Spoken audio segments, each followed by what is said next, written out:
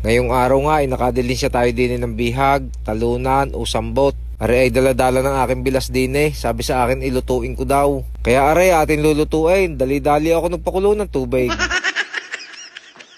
Dini nga pala sa amin ay malapit na ang pista. Kaya are, mayroong mga ganyan. Ay alam na, mayroong kaunting palaban ng manok. Diyan nga ay inilubog na natin sa kumukulong tubig. At pagkatapos niyan, digar na himulmulan natin. At pagkatapos ko namang himulmulan are, aking ilalaib.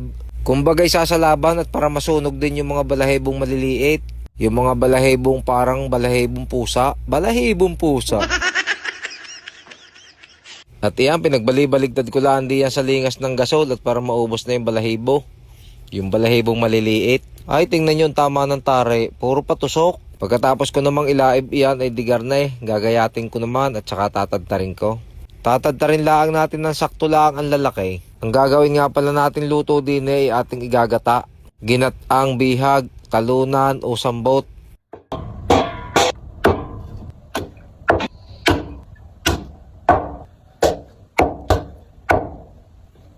Pagkatapos ko naman tadtarin ay are, nilinis ko na rin, hinugasan ko na ng ayos. Atin naman na rin pakukuluan, lalagyan na natin ng luya, asin. Ang ating sabaw diyan ay yung pantay laan sa karne. Atin palalambutin na rin ng siguro yung mga kulang 1 oras.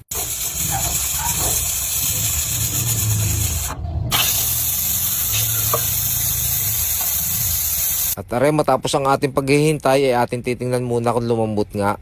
Ang gagawin natin diyan ay siyempre tutusukin natin ng tinidor at pagka natutusok na ng tinidor ng kagaya niyan ay pwede na ating aahunin na at atin namang igigisa.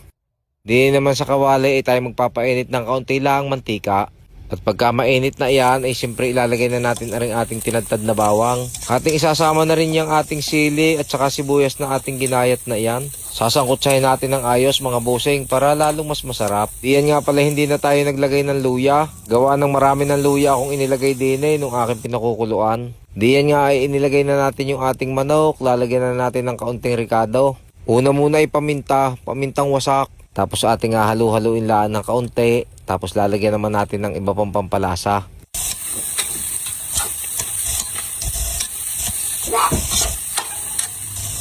At arin naman ang ating gagawin pampasarap. Lalagyan natin ng kaunting bitsin. Pero nasa sa inyo iyon kung anong gusto nyong ilagay na pampasarap. Dini nga ay maglalagay na ako ng kaunting suka.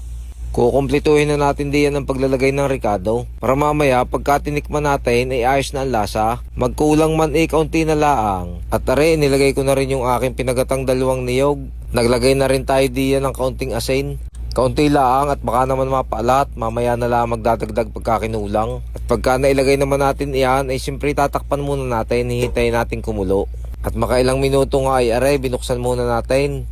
At nakulo na nga ay di ating hahaluin naman, ay medyo kumapit na nga sa ilalim. Pero ayos lang, yan, hahalu-haluin lang natin ng ayos para yung gata ay kumapit diyan sa ating karning niluluto. At pagkatapos naman nating haluin mga boss, ay di siyempre titikman muna natin kung ano ang lasa. At sa tikim ko nga'y kulang pa sa asin kaya naglagay ako ng kaunti pa. Hahalu-haluin lang uli natin at ating tatakpan muna uli. May pakukuluin lang natin ng isa pa at luto na rin. Ang ganito nga palabos mga ginataang manok na ganitong bihag o talunan ay masarap din kung lalagyan nyo ng reno. Di nila nga hindi na ako nakapaglagay at nakalimutan ko nang lagyan. Ay sa susunod na lang uli pagka ako'y nagluto lalagyan ko na ng reno. Gawa ng dati ako'y nagluto ng ganitong ginataan na nilagyan ko ng reno ay kasarap. Kasarap. Ay, tingnan nyo mga boss, kaganda ng pagkakaluto, kapit na kapit ang gata. Iba talaga pagka purong gata ang inilagay. Pagka kayo nagluto ng ginataan ganito mga boss, o anumang ginataan, ay magpakayod na lang kayo ng niyog at inyong ipapiga para puro. Minsan yung ibang nabibiling takal na hindi na puro, yun may halo ng tubig. Pero yung iba naman puro, yung iba naman nandadaya. At arin na, luto ng ating ginataan sambot na manok, kaya ako'y sumandok na din at makakain. Kain muna po tayo mga boss, ako'y sabayan yung kumain. At hanggang sa muli, salamat po.